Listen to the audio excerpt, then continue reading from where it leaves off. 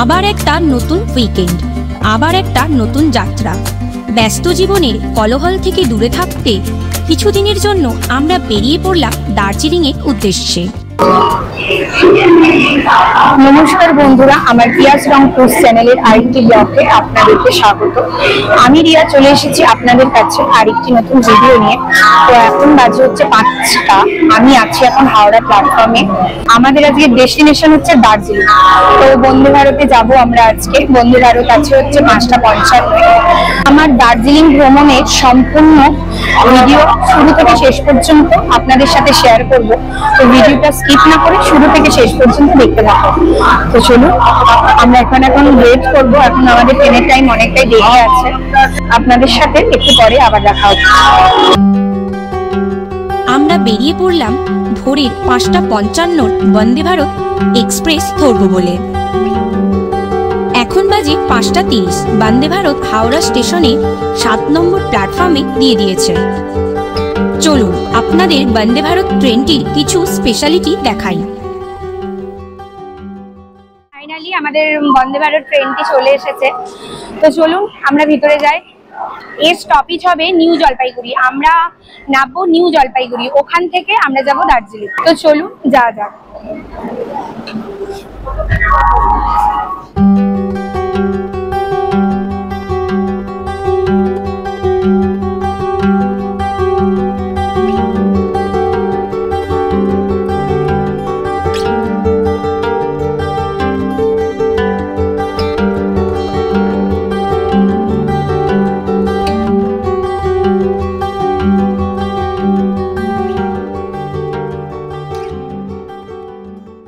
আমরা ফাইনালি সিটে এসে বসে আছি। আমাদের কোচ হচ্ছে C11 আর আমাদের সিট নাম্বার হচ্ছে 48, 49।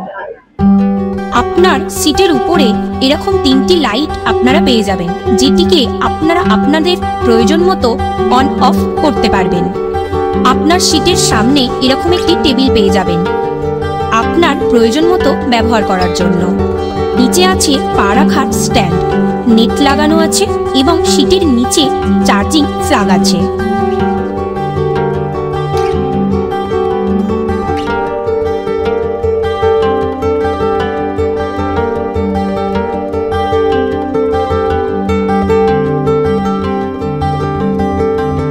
এটি হলো ট্রেনটির টয়লেট, যেটি খুবই পরিষ্কার পরিচ্ছন্ন। কিছুক্ষণ ছাড়া ছাড়াই এখানে টয়লেট ক্লিন করা হয়।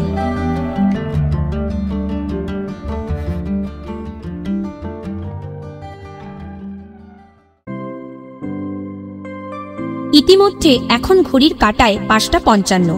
আমাদের ট্রেনটি ছেড়ে দিয়েছে।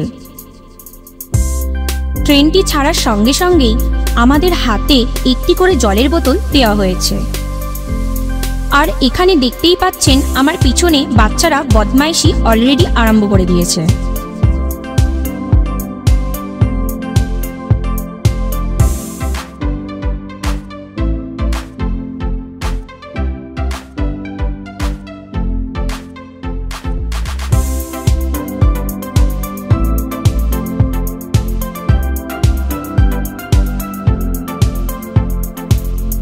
ট্রেন ছাড়ার কিছুক্ষণ পর প্রথমেই চলে এলো চা। এখানে বলে রাখি, চা এবং কফির দুটোরই ব্যবস্থা আছে। আমরা নিয়ে নিলাম কফি। চলুন কফির সঙ্গে কি কি আছে দেখে নেওয়া যাক।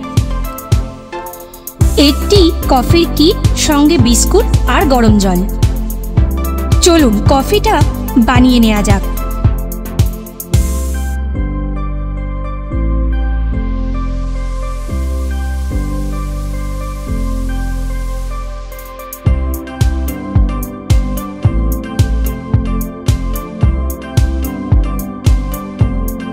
কফি খেতে খেতে আর জানালার বাইরের কিছু প্রাকৃতিক দৃশ্য দেখতে দেখতে পৌঁছে গেলাম আজকের গন্তব্যের প্রথম স্টপেজ বোলপুর শান্তিনিকেতন।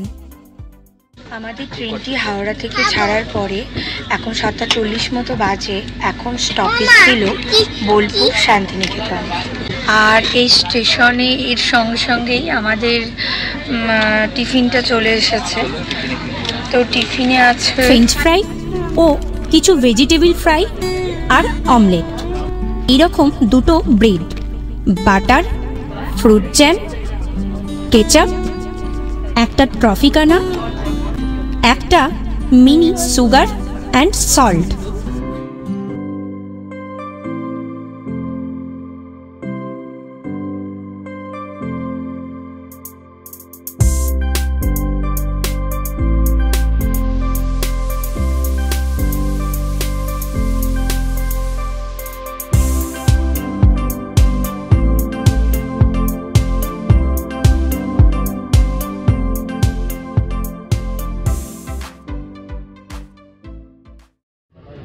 ঘড়ির কাঁটায় এখন দুপুর 12টা বাজে। আমাদের চলে এসেছে লাঞ্চ থালি। আমাদের ভেজ থালিতে রয়েছে ভাত, ডাল, একটা সবজি, পনির, 2 পিস রুটি, একটা আচারের প্যাকেট, সঙ্গে দই। এটি হলো ননভেজ থালি। ননভেজ থালিতে শুধু পনিরের বদলে চিকেন ছিল।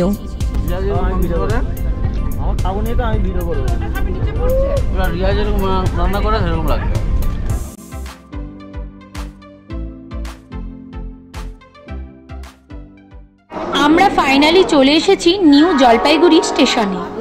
আমরা এখন যাব স্টেশনের বাইরে।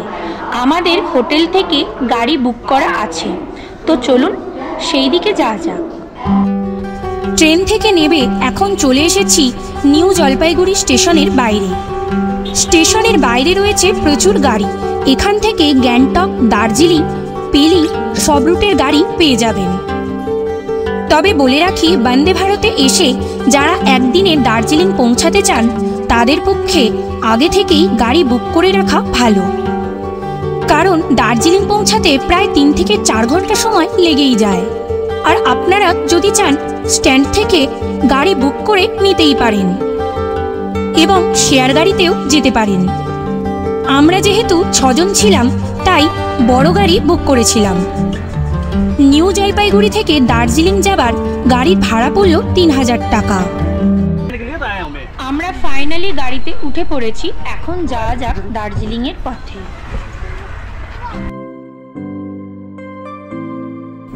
ট্রেন যাত্রা শেষ করে এবার শুরু হলো এনজিপি থেকে দার্জিলিং এর রোড ট্রিপ। আপনারা যদি সড়কপথে হিলকাট রোড ধরে শিলিগুড়ি থেকে দার্জিলিং পৌঁছাতে চান তাহলে প্রায় 3 ঘন্টা সময় লাগে, যা দার্জিলিং যাওয়ার প্রধান রাস্তা। আবার রোহিণী হয়ে যাওয়ার রাস্তাটি প্রায় 3.5 ঘন্টার মতো সময় নেয় এবং মিরিক ও সুখিয়া পুখরি হয়ে দার্জিলিং পৌঁছাতে প্রায় 4.5 ঘন্টার মতো সময় লাগে। এক্ষেত্রে গাড়ি ভাড়ারও পরিবর্তন হয়।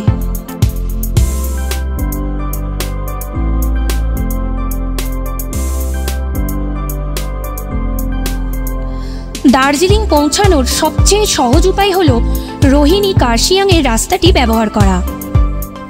এই রাস্তাটি পাহাড়ের দুর্দান্ত দৃশ্যের পাশাপাশি দিগন্তের ওপারে সমতল ভূমির শ্বাসরুদ্ধকর দৃশ্য সরবরাহ করে।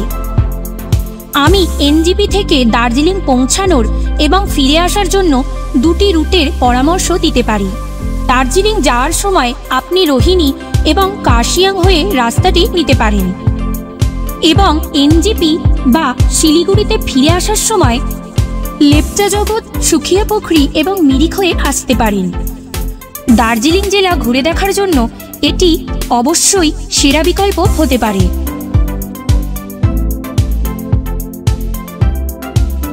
আমার ব্লগ দেখুন, যা আপনাকে কার্শিয়াং এবং রোহিণী হয়ে দার্জিলিং পৌঁছাতে সাহায্য করবে।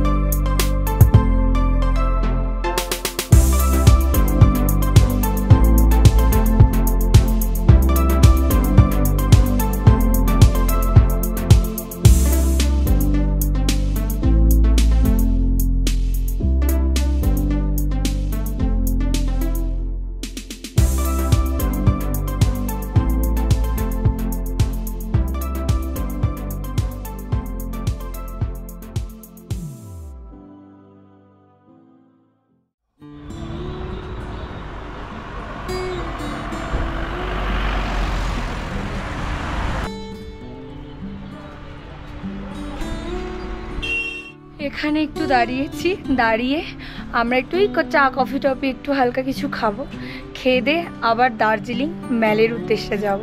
এরকম রাস্তাতে যেতে যেতে একটু ক্লান্ত হয়ে পড়েছিলাম, তো এক জায়গায় স্টে করেছি, ভিউটা আপনাদের দেখাই।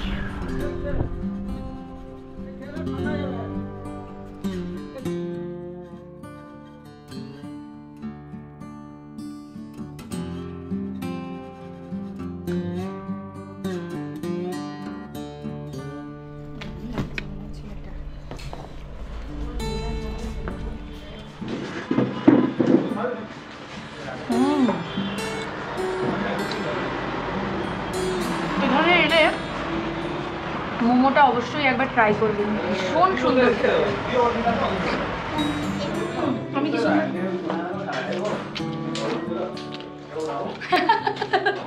বেটা ভালো লাগছে। আমার ভাগনা হচ্ছে যে খাইনি তো মাংস, ওই জন্য আমি খাইনি, বেশ খাচ্ছি। আমি কি সুন্দর।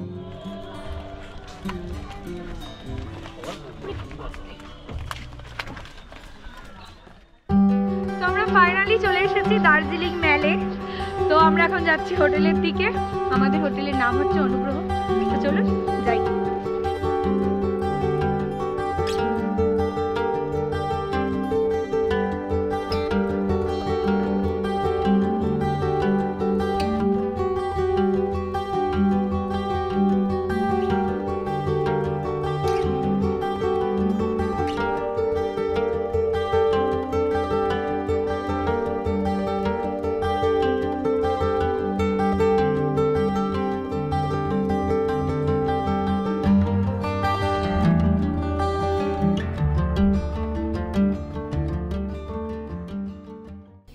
এই হলো আমাদের হোটেল, যেটি একদম পুরো ম্যাল মার্কেটের ওখানেই।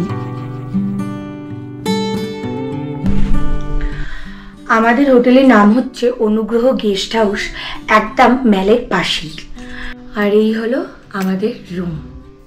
আমাদের রুমের মধ্যে ছিল একটি টিভি, একটি টেবিল, একটি চেয়ার আর একটি আয়না।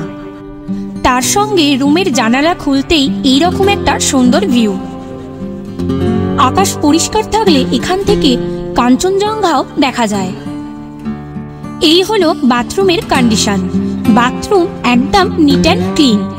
বাথরুমে রয়েছে একটি আয়না, একটি বেসিন, গিজার ও কুমোট আছে। হোটেল থেকে ম্যাল মাত্র 1 মিনিট। আমরা হোটেলে এসে ফ্রেশ হয়ে নিয়েছি, এবার যাব ম্যালের দিকে। আজ আমরা শেয়ার করলাম দার্জিলিং ভ্রমণের প্রথম দিনের অভিজ্ঞতা। এর পরবর্তী ভিডিওতে দেখাবো দার্জিলিং ভ্রমণের দ্বিতীয় দিনের অভিজ্ঞতা। তো চলুন আজকের ভিডিও এই পর্যন্ত, দেখা হচ্ছে পরবর্তী এপিসোডে। আমার ভিডিওটা ভালো লাগলে অবশ্যই লাইক আর শেয়ার করবেন, আর আমার চ্যানেলে নতুন হয়ে থাকলে চ্যানেলটি অবশ্যই সাবস্ক্রাইব করে পাশে বেল আইকনটি অন করে রাখবেন, যাতে আমার পরবর্তী ভিডিওর নোটিফিকেশন আপনারা সহজেই পেয়ে যান।